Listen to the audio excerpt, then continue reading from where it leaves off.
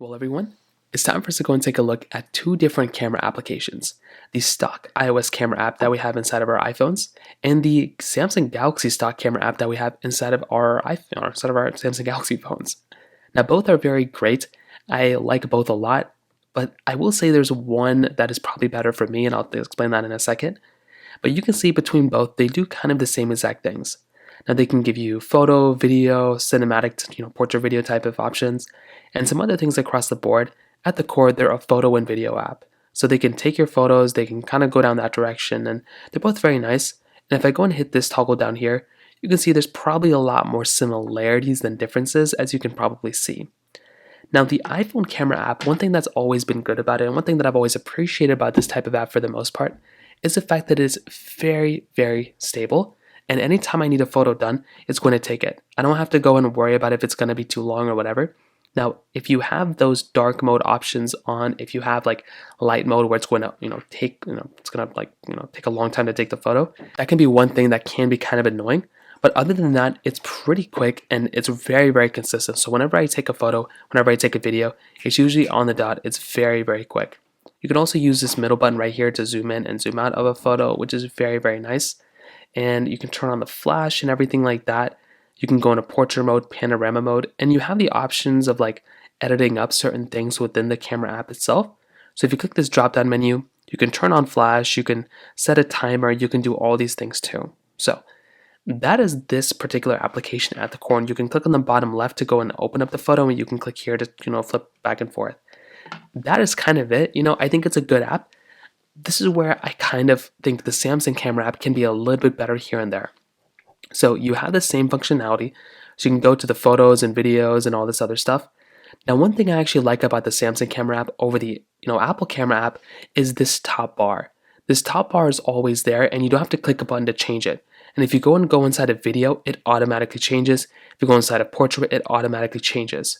Instead of iPhones, right, you have to like click on this top bar and then it'll like show up. I hate that. There's so much space up here for them to just add that bottom bar up there to have those settings always present. So many people don't even know that you click there and you get access to all these things. It's like hidden features for no reason. I wish Apple would add it to the top of their camera app, just like how they've done it on Samsung. Now you have the same capability where you can like zoom in and zoom out, but one advantage I would say that Apple has over Samsung is the smoothness of the camera. When you're going through and you're taking a photo and you're zooming in and out, it is a much smoother and faster experience that you're getting inside of this, which is something that I actually love a lot inside of the Apple camera, where the Samsung camera is just a little bit more glitchy. You can zoom in and zoom out this way too, but in my experience, the camera app is just more glitchy. And this is a Samsung Galaxy S24. This is like one of the best Samsung phones you can buy. Now, zooming in, like going into the other options, you have this type of capability, which is nice. But one thing that Samsung camera just does so well over the Apple camera is the amount of features built in. There are so many more modes built in inside of the Samsung camera app.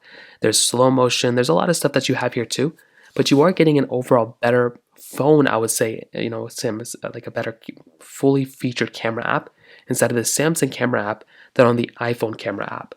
So that is just one other thing too, that if you're trying to find the more featureful camera app, it might be inside of something like the Samsung camera app than on the iPhone camera app.